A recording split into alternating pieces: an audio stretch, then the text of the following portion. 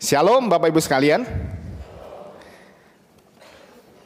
Shalom juga bagi Bapak Ibu yang mengikuti ibadah ini secara online. Saya masih melihat ada sekitar 80 orang 80 viewer ya yang mengikuti ibadah ini secara online. Saya senang hari ini boleh melihat wajah Bapak Ibu sekalian, dan sebagian juga saya sudah bisa lihat senyumnya secara langsung karena sudah nggak pakai masker. Ya. Tapi sebagian mungkin masih merasa perlu memakai masker. Silakan Bapak Ibu sekalian ya, sesuai dengan kenyamanan kita masing-masing. Bapak Ibu sekalian, pada bulan ini kita merenungkan beberapa tokoh-tokoh Alkitab. Ya. Di minggu pertama kita merenungkan tokoh Abraham, bagaimana dia berjalan di dalam iman. Dan di minggu yang kedua, ya, Yosua, kita belajar dari Yosua bagaimana dia berjalan di dalam keberanian. Dan di dalam minggu yang lalu kita belajar dari Rasul Paulus, bagaimana Paulus berjalan di dalam kasih karunia Tuhan. Ini semua kaitan dengan tema triwulan kita, bahwa kita mau belajar bagaimana kita walking with the Master. Kita berjalan bersama dengan Tuhan kita, yaitu Tuhan sendiri, Tuhan Allah kita. Dan Bapak Ibu sekalian, pada hari ini kita belajar dari tokoh yang lain, yaitu tokoh Naomi. Kita belajar bagaimana berjalan sebagai alatnya. Sehubungan dengan tema ini, pada minggu ini kita juga memulai akan bulan misi kita. Ya. Gereja mencanangkan bahwa akhir bulan Juli kemudian sampai kepada Agustus kita akan merenungkan tema-tema yang berkaitan dengan misi. Ya. Dan minggu ini adalah awal kita merenungkan bagian itu. Dan tema bulan misi kita adalah membayar hutang Injil. Dan adalah tema yang kita ambil pada hari ini. Bagaimana Naomi sebagai anak Tuhan, dia berjalan bersama dengan Tuhan dan dia dipakai sebagai alatnya. Mari kita bersama membaca bagian yang menjadi perenungan kita pada hari ini dari Kitab Rut. Kitab Rut pasalnya yang pertama, ayatnya yang pertama sampai ayatnya yang ke-22. Saya tidak akan menayangkan di bagian ini. Silakan Bapak Ibu membuka Alkitabnya masing-masing, apakah itu Alkitab yang tercetak ataupun Holy HP Anda, ya, Holy iPhone, Holy Samsung dan Holy yang lainnya, ya. Kita akan membaca bagian ini. Saya akan membacakan bagi Bapak Ibu Rut pasalnya yang pertama, ayat yang pertama sampai ayat yang ke-22. Demikianlah firman Tuhan. Pada zaman para hakim memerintah, ada kelaparan di tanah Israel, lalu pergilah seorang dari Bethlehem Yehuda beserta istrinya dan kedua anaknya laki-laki ke daerah Moab untuk menetap di sana sebagai orang asing. Nama orang itu adalah Elimelek. Nama istrinya adalah Naomi. Nama kedua anaknya Malhon dan Kilion. Semuanya orang Efrata dari Bethlehem Yehuda. Dan setelah mereka sampai ke daerah Moab, diamlah mereka di sana. Kemudian matilah Elimelek, suami Naomi, sehingga perempuan itu tinggal dengan kedua anaknya. Kedua anaknya mengambil perempuan Moab. Yang pertama bernama Orpa, yang kedua bernama Rut, dan mereka diam di situ kira-kira 10 tahun lamanya. Lalu matilah juga keduanya, yakni Malhon dan Kilion. Sehingga perempuan itu kehilangan kedua anaknya dan suaminya. Kemudian berkemaslah ia dengan kedua menantunya, dan ia pulang dari daerah Moab.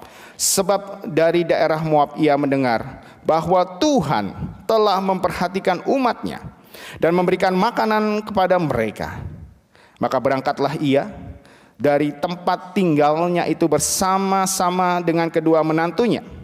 Ketika mereka sedang berjalan untuk pulang ke tanah Yehuda, berkatalah Naomi kepada kedua menantunya itu, "Pergilah, pulanglah masing-masing ke rumah ibunya. Tuhan kiranya menunjukkan kasih-Nya kepadamu seperti yang kamu tunjukkan kepada orang-orang yang telah mati itu dan kepadaku." Ayat yang ke-9, kiranya atas karunia Tuhan kamu mendapatkan tempat perlindungan masing-masing di rumah suaminya. Lalu diciumnyalah mereka, tetapi mereka menangis dengan suara keras. Lalu berkata kepadanya, "Tidak, kami ikut dengan engkau pulang kepada bangsamu." Tetapi Naomi berkata, "Pulanglah anak-anakku. Mengapakah kamu turut dengan aku?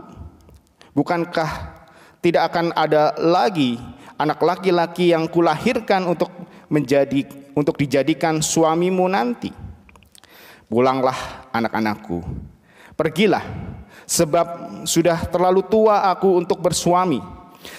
Seandainya pikirku ada harapan bagiku, dan sekalipun malam ini aku bersuami, bahkan sekalipun aku masih melahirkan anak laki-laki, masakah kamu menanti sampai mereka dewasa? Masakah karena itu kamu harus menahan diri dan tidak bersuami? Janganlah kiranya demikian anak-anakku. Bukankah jauh lebih pahit yang aku alami daripada kamu, sebab tangan Tuhan teracung terhadap aku." Menangis pula lah mereka dengan suara keras. Lalu Orpa mencium mertuanya.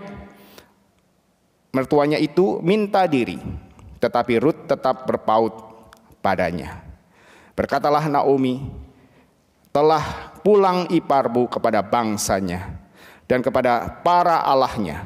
Pulanglah mengikuti iparmu." Tetapi Rut berkata, "Jangan desak aku meninggalkan engkau dan pulang dengan tidak mengikuti engkau. Sebab kemana engkau pergi, ke situ juga aku pergi. Dan di mana engkau bermalam, di situ juga aku bermalam. Bangsamulah bangsaku, Allahmulah Allahku. Di mana engkau mati, aku pun mati di sana. Dan di sanalah aku pun dikuburkan. Beginilah kiranya Tuhan menghukum aku, bahkan lebih lagi daripada itu, jika sesuatu apapun memisahkan aku dari engkau, selain daripada maut." Ketika Naomi melihat bahwa Rut berkeras untuk ikut bersama-sama dengan dia, berhentilah ia berkata-kata kepadanya. Dan berjalanlah keduanya sampai tiba di Betlehem. Ketika mereka masuk ke Betlehem, gemparlah seluruh kota itu, karena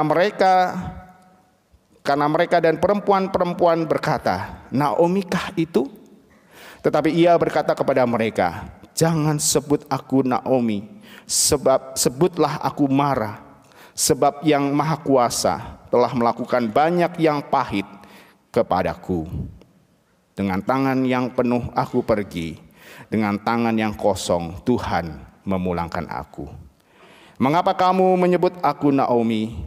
Karena Tuhan telah naik saksi menentang aku, dan Yang Maha Kuasa telah mendatangkan malapetaka kepadaku." Demikianlah Naomi pulang bersama dengan Rut, perempuan Moab itu, menantunya, yang turut pulang dari daerah Moab, dan sampailah mereka ke Betlehem pada permulaan musim menuai jelai. Demikianlah firman Tuhan. Berbahagialah setiap kita yang merenungkan akan firman-Nya, terlebih lagi setiap kita yang melakukannya di dalam kehidupan sehari-hari. Bapak Ibu, tahukah kita akan lambang ini? Ada yang tahu? Ini apa ini? Nah, saya dengar sayup-sayup ya. Ini adalah, sebentar.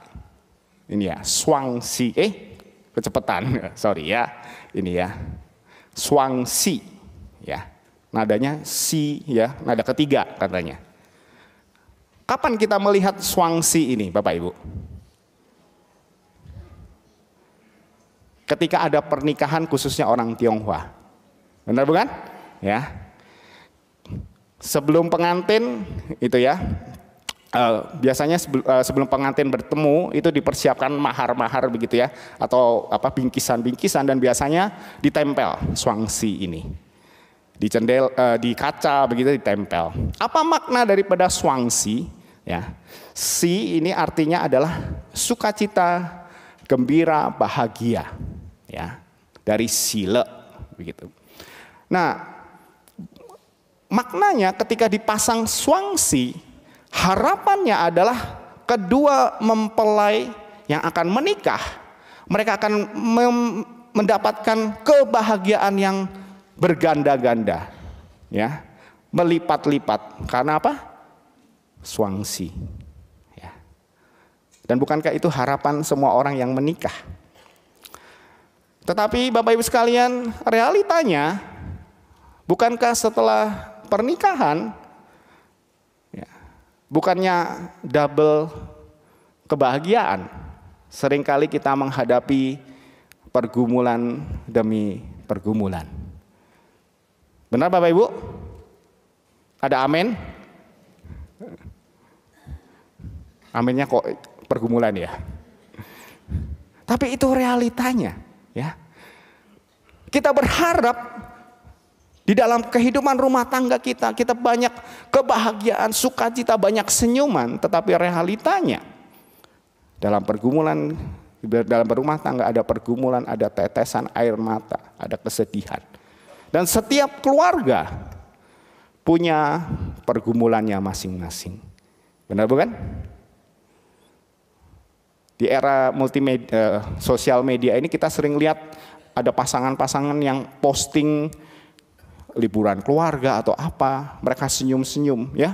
Kita nggak tahu di balik kamera apakah mereka senyum-senyum. Jangan-jangan sebelum mau foto berantem dulu, ya. Banyak orang berharap ada kebahagiaan, tetapi realitanya kehidupan berkeluarga itu penuh dengan pergumulan.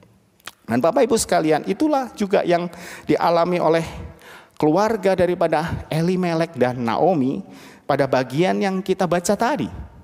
Ada rangkaian-rangkaian penderitaan dan musibah yang mereka alami. Kalau kita baca di ayatnya yang pertama dari kitab Rut ini, kita bisa melihat bagaimana kitab ini diawali dengan kisah seseorang, ya, yang pergi dari negerinya. Oleh karena apa? Negeri mereka itu dilanda oleh kelaparan. Ya. Karena kondisi yang begitu menyulitkan, ya, mereka terpaksa mengungsi dari negeri mereka ke negeri asing. Mungkin situasinya mirip-mirip dengan kita saat ini yang bergumul dengan keadaan ekonomi, ya. Saya bercakap-cakap dengan beberapa rekan, iya memang gak mudah dalam situasi belakangan ini. Dan Bapak Ibu sekalian, tidak hanya itu saja. Ketika Elimelek dan Naomi memutuskan untuk pergi meninggalkan negerinya dan kemudian tinggal di negeri asing, setelah mereka tinggal sekian lama di sana, pastinya mereka berharap mereka mendapatkan kehidupan yang lebih baik. Bukannya kehidupan yang lebih baik. Elimelek sang kepala keluarga meninggal. Dan tinggallah Naomi bersama dengan dua putranya di sana. Kita bisa melihat, ya, bagaimana setelah Elimelek meninggal, kedua anak laki-laki daripada Naomi menikahi perempuan Moab. Dan setelah hidup selama 10 tahun, di situ dikatakan matilah, ya, anak daripada Naomi. Suami meninggal, anak meninggal. Ya. Saya sengaja tangannya dua karena anaknya dua, ya. Bukankah ini musibah yang bertubi-tubi? Dan Naomi sebagai seorang perempuan, dia diwarisi, ya, janda daripada kedua anaknya. Ya. Biasa, ya, Bila istri ditinggalkan oleh pasangannya, mungkin dia diwariskan sesuatu. Tetapi di sini dia diwarisi 2 janda daripada anaknya. Bukankah kita bisa melihat bagaimana rangkaian demi rangkaian penderitaan itu dialami oleh keluarga ini. Dan kita lihat itu di ayat pertama, kedua, ketiga, keempat, kelima, keenam, dan ketujuh. Hanya di bagian depan kita sudah melihat bagaimana begitu banyak penderitaan yang dihadapi oleh keluarga ini. Maka tidak heranlah ya, Naomi, perempuan yang disebut di dalam kitab ini, dia mengalami begitu banyak rasa sedih. Oleh karena itu, ketika orang-orang melihat dia kembali dan berjumpa dengan dia dan memanggilnya Naomi, ya, di ayat ke-20 di situ Naomi berkata, "Jangan sebut aku Naomi, sebutlah aku Mara."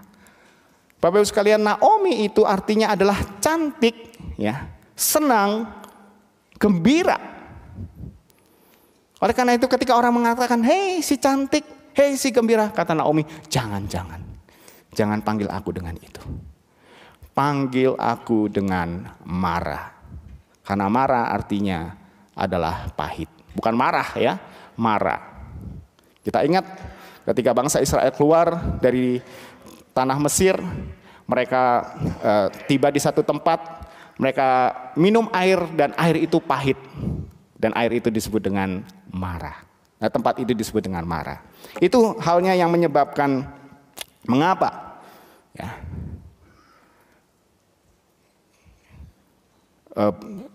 Naomi meminta dirinya disebut dengan Mara atau pahit.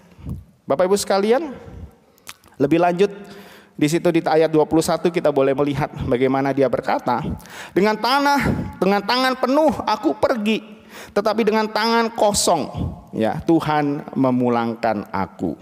Bapak Ibu sekalian, mungkin sebagian kita berpikir bahwa ketika Elimelek bersama dengan Naomi pergi meninggalkan tanah Bethlehem, ya, pergi ke negeri Moab, mereka adalah orang-orang yang miskin. Tetapi kalau kita melihat rangkaian daripada cerita di dalam kitab Rut ini, ternyata Elimelek itu bukan dari keluarga biasa-biasa. Saudaranya Boas itu adalah pemilik tanah. Dia adalah tuan tanah dan dia adalah orang terpandang di sana. Jadi bisa saya katakan sesungguhnya Elimelek itu adalah orang yang cukup terpandang. Namun dengan tangan yang penuh dia pergi, berharap mendapatkan satu kehidupan yang lebih baik. Tetapi dia pulang dengan tangan yang kosong.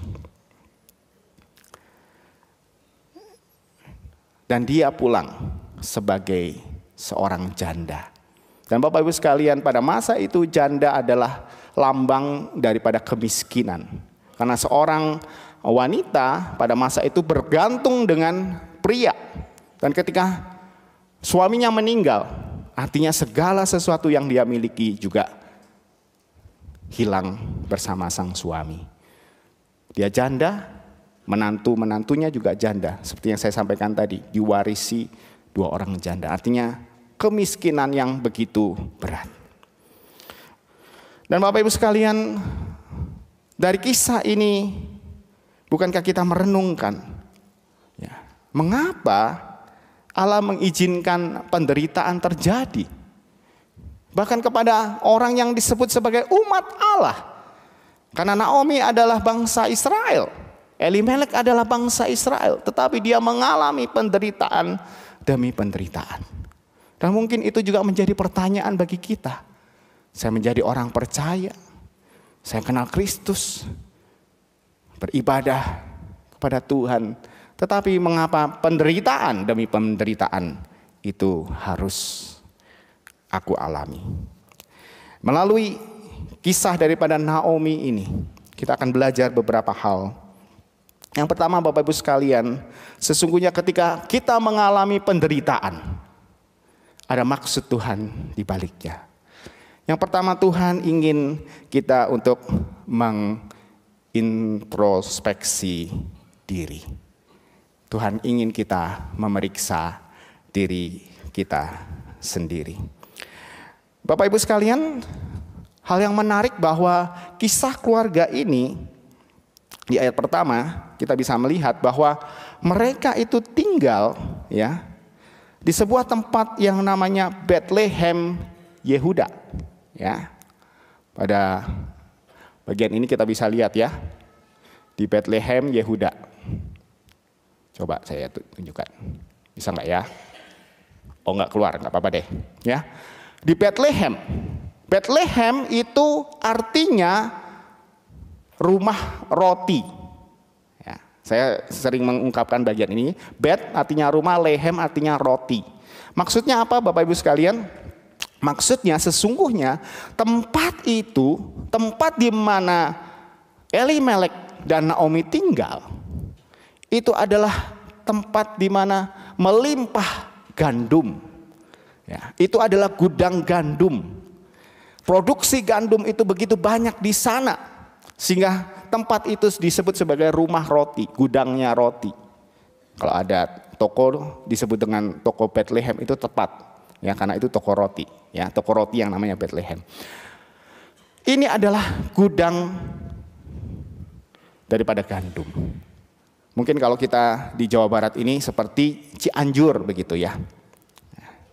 Tetapi di gudang roti, ya, di rumah roti, di gudang gandum, mengapa terjadi kelaparan? Dan bukanlah satu kebetulan jika penulis surat Rut ini menulis pada bagian itu menunjukkan kapan peristiwa itu terjadi. Di situ ditulis di ayat pertama, pada zaman para hakim-hakim.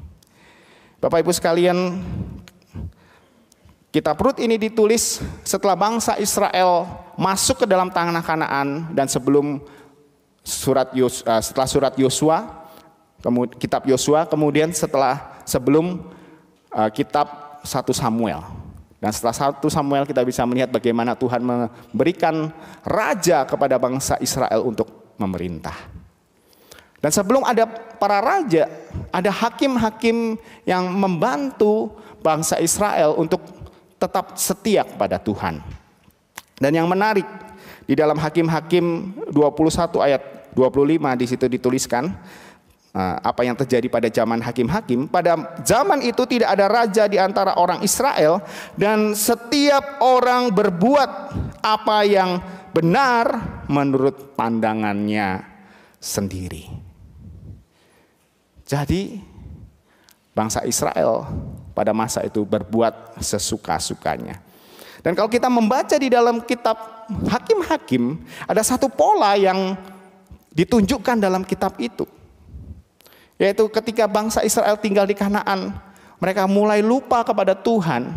Mereka menyembah kepada dewa-dewa di negeri itu. Dan kemudian Tuhan memberikan hukuman kepada mereka. Dan ketika mereka mendapatkan hukuman, mereka berseru-seru, Tuhan, bebaskan kami daripada hukuman ini. Hukuman bisa kelaparan, bisa diserang dari negeri, dari bangsa-bangsa asing.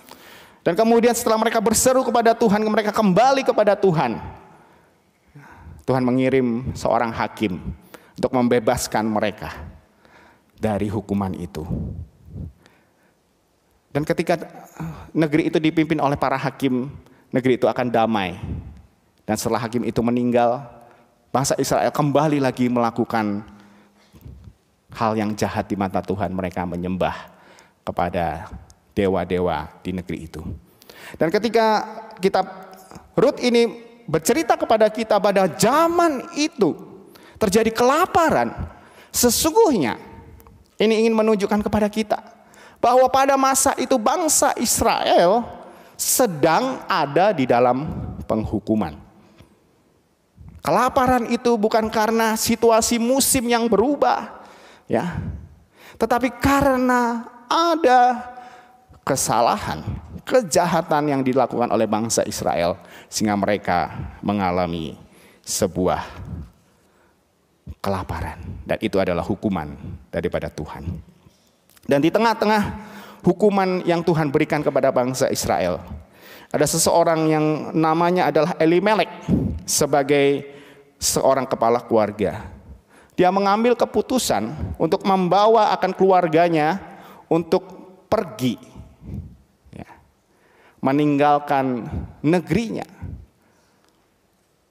ke tempat yang lain.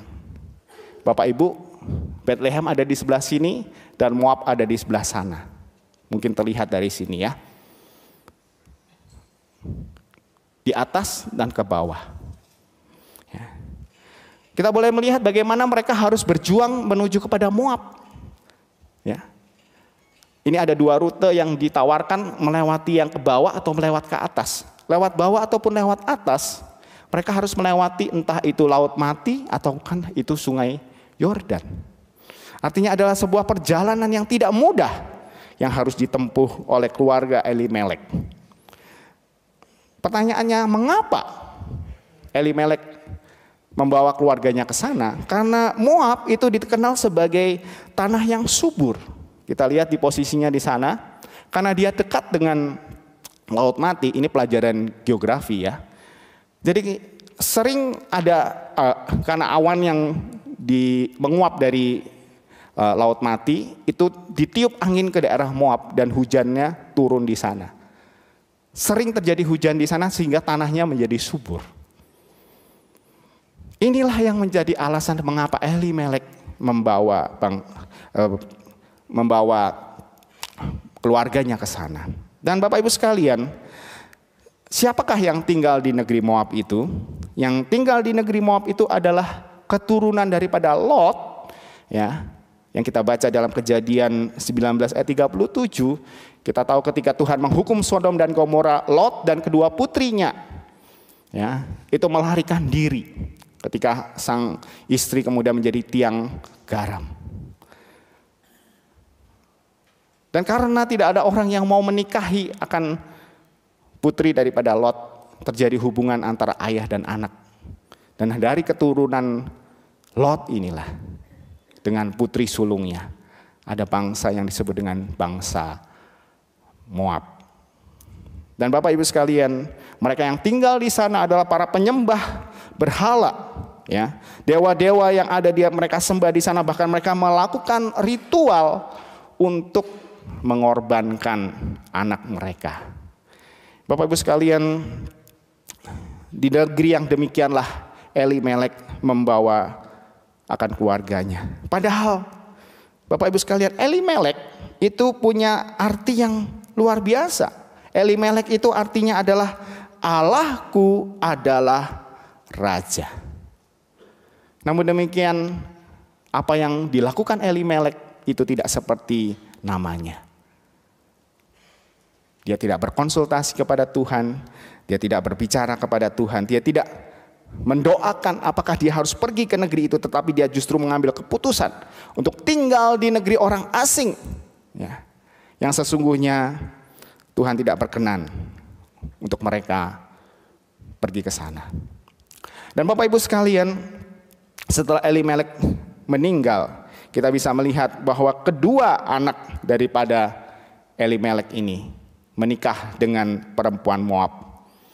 Yang sebenarnya oleh hukum Musa itu mereka tidak diperkenankan untuk menikah dengan penduduk negeri di tanah Kanaan itu.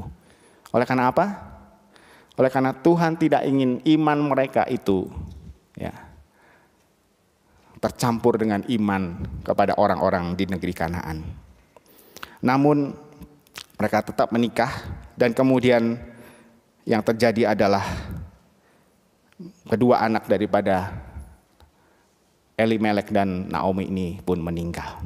Dan Bapak Ibu sekalian, sesungguhnya Naomi menyadari akan kesalahannya. Dan oleh karena itulah di ayat ke-6 kita boleh melihat di sana. Di situ dituliskan, kemudian berkemaslah ia dengan kedua menantunya dan ia pulang dari daerah Moab. Naomi sadar akan kesalahannya. Dan kemudian pun ia berkemas dan dia memutuskan untuk pulang. Oleh karena itulah di ayat yang ke-21 di situ dia berkata di bagian yang terakhir dia berkata, Tuhan telah naik saksi menentang aku, yang Maha Kuasa telah mendatangkan malapetaka. Sesungguhnya Naomi sadar bahwa segala penderitaan yang dialaminya itu adalah disiplin daripada Allah oleh karena ketidaktaatan mereka kepada Tuhan. Dan disitulah Naomi memeriksa dirinya dan dia datang kepada Tuhan. Dia mau bertobat kepada Allah. Bapak Ibu sekalian, saya tidak berkata bahwa setiap penderitaan, setiap pergumulan yang kita alami itu adalah akibat dosa kita pribadi. Bisa saja itu adalah akibat dosa atau kejahatan orang lain.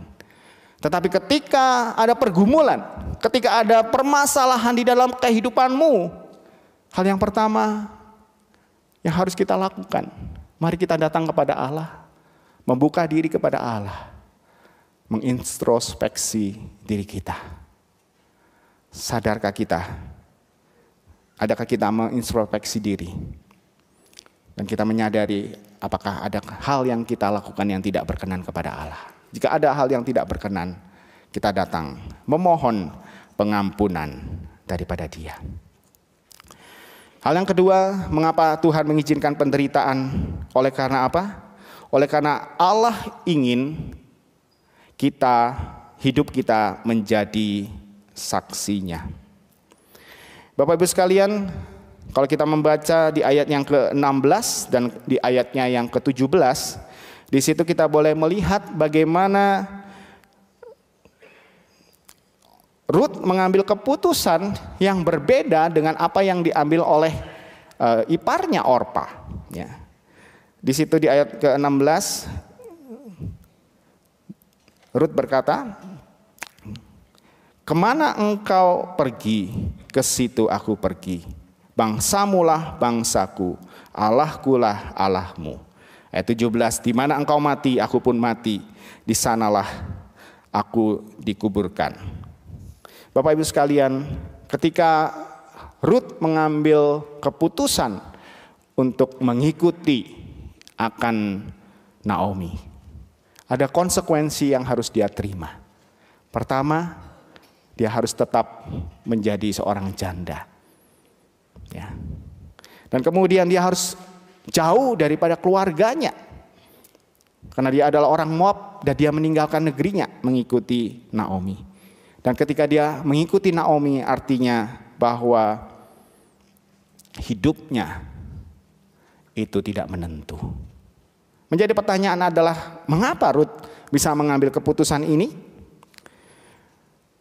Rupanya Bapak Ibu sekalian, sekalipun Naomi di tengah-tengah penderitaan dan pergumulannya, kita bisa melihat bagaimana dia tetap mengingat akan Allah. Kalau di ayat 6 kita boleh melihat di situ dikatakan bahwa Naomi mendengar bahwa Tuhan telah memperhatikan umatnya dan memberikan makanan kepada mereka. Sekalipun Naomi ada di negeri yang jauh, dia tetap mencari tahu.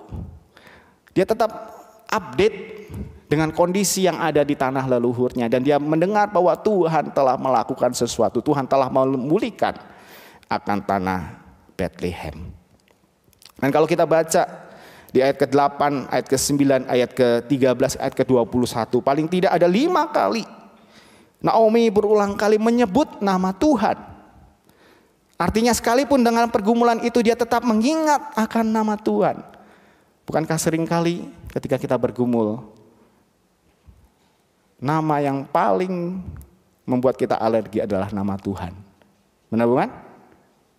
Kalau ada orang ya yang sedang bergumul biasanya, udahlah nggak usah ngomong-ngomong soal Tuhan, cukup saya lagi pusing. Ya. Tetapi di sini Naomi berulang kali dia menyebut nama Tuhan.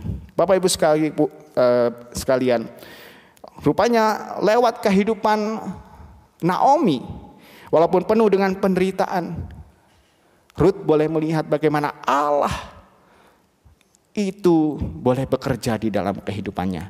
Bahwa Allah Israel lebih berkuasa daripada Allah yang dia sembah di negeri Moab. Oleh karena itu dia berkata, Allahmu menjadi Allahku. Karena dia tahu ada Allah yang luar biasa.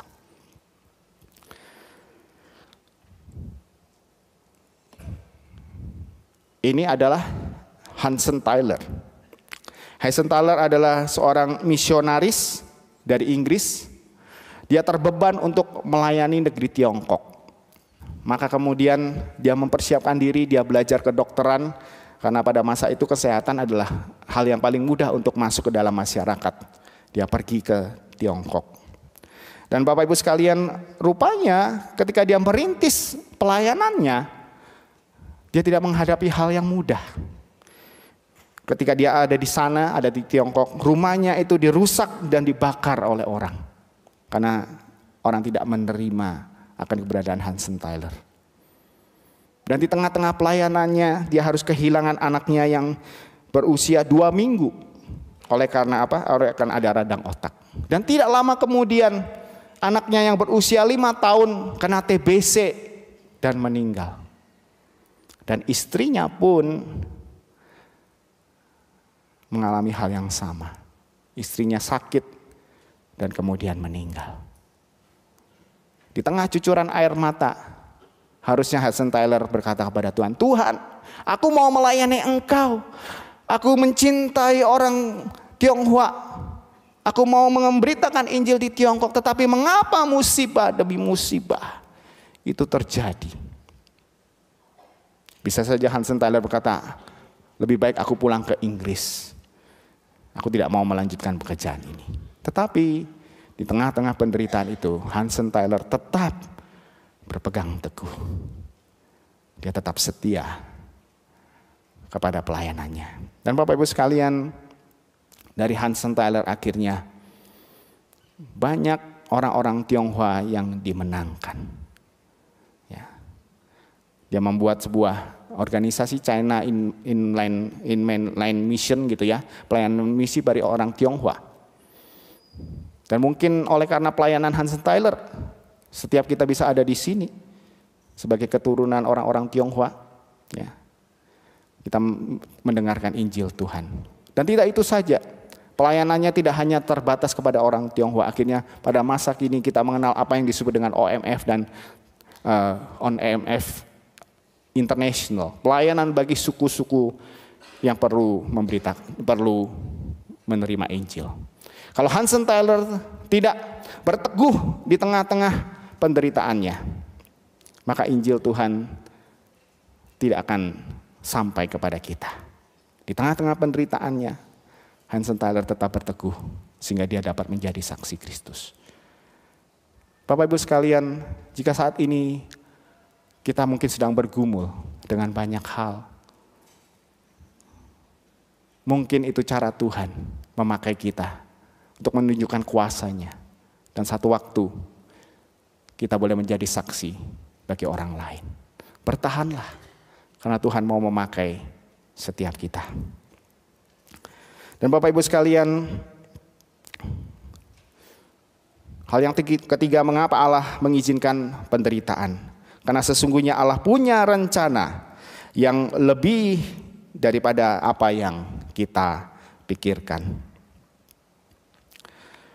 Ketika Ruth tinggal bersama dengan Naomi, di ayat kedua, di pasal kedua ayat ketiga di situ dikatakan, pergilah ia lalu sampai di ladang dan memungut jelai. Bapak Ibu sekalian, pekerjaan memungut jelai itu menunjukkan bahwa itu adalah pekerjaan orang miskin. Ya. Karena pada masa itu orang Israel ketika mereka melakukan panen, ada bulir-bulir yang tidak boleh diambil semua, ditinggalkan di tanah. Supaya apa? Supaya orang-orang miskin boleh mengambil itu. Ya. Dan ketika Ruth dikatakan di sini, ya, dia memungut jelai, itu dia melakukan pekerjaan orang miskin. Dia hidup menjanda, tanpa keturunan, ya, bersama dengan mertuanya dan harus hidup miskin. Bapak Ibu sekalian, sesungguhnya Rut memiliki pemikiran yang sederhana, ya. Dalam penderitaan itu dia tidak bersungut-sungut oleh karena menurut dia mengikut Naomi dan dia akan menyembah Allah Naomi. Namun demikian Allah mengubah hal yang sederhana itu menjadi hal yang luar biasa. Kita bisa melihat bagaimana kemudian dalam kisah Rut ini Tuhan mempertemukannya dengan Boas, sang pemilik tanah di mana dia memungut jelai itu. Dan kemudian Boas mengambilnya sebagai istri dan kemudian dia mengandung seorang anak laki-laki yang kita kenal dengan nama Obed. Dan Bapak Ibu sekalian, dari kisah ini sesungguhnya kita bisa melihat bagaimana dalam sejarah Israel Obed ini adalah kakek, ya, daripada Raja Daud. Ya. Jadi Rut ini adalah buyut daripada Raja Daud. Dan di dalam sejarah keselamatan, Rut itu dicatat sebagai nenek moyang daripada Kristus. Lewat Rut, tidak hanya sejarah Israel itu ditulis tentang Raja Daud, tetapi dari Rut, karya keselamatan Tuhan pun itu boleh terjadi. Bapak Ibu sekalian, terkadang ada hal-hal yang pergumulan yang kita hadapi. Saat ini kita tidak tahu apa yang Tuhan inginkan. Rencana apa yang Tuhan nyatakan kepada kita di tengah-tengah pergumulan kita itu. Tetapi satu waktu, ya, Tuhan akan menyatakannya kepada kita. Rasul Paulus di dalam Roma pasal 8 ayat 21 mengatakan bahwa Allah turut bekerja dalam segala sesuatu untuk mendatangkan kebaikan bagi mereka yang mengasihinya, bagi mereka yang terpanggil sesuai dengan rencana Allah. Saya menggarisbawahi ada beberapa kata, saya akan menekankan pada mereka yang mengasihi Dia. Pertanyaannya Bapak Ibu sekalian, adakah kita mengasihi Tuhan? Pertanyaan berikutnya, sesuai dengan rencana Tuhan, adakah kita terus mencari apa yang menjadi maksud Tuhan di dalam kehidupan kita? Minggu ini kita memasuki akan minggu pekan misi, bulan misi. Kiranya melalui apa yang Naomi saksikan bagi kita, dia bisa menjadi alat Tuhan sekalipun di dalam penderitaannya. Kalau kita di dalam pergumulan, Tuhan pun bisa memakai kita. Pertanyaannya, adakah kita berteguh di dalam pergumulan kita? Adakah kita mau tetap setia di dalam segala hal yang Tuhan nyatakan dalam kehidupan kita? Ada sebuah klip yang ingin saya tampilkan. Ini boleh menjadi perenungan kita untuk kita tetap bertahan di tengah-tengah pergumulan yang ada. Menunggu rencana Allah itu terjadi dalam kehidupan kita.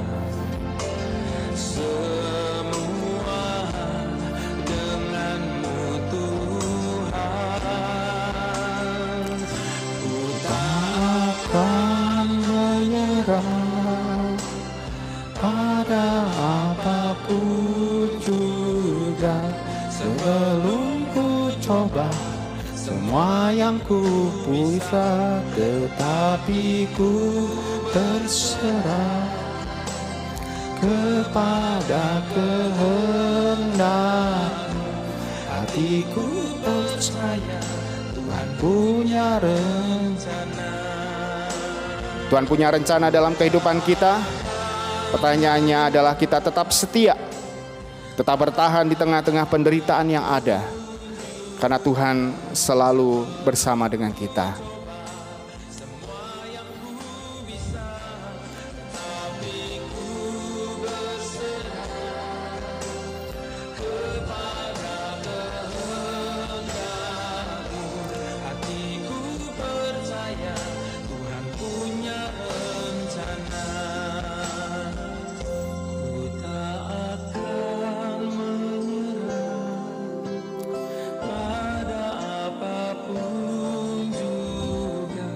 Sebelum ku coba semua yang ku bisa, tetapi ku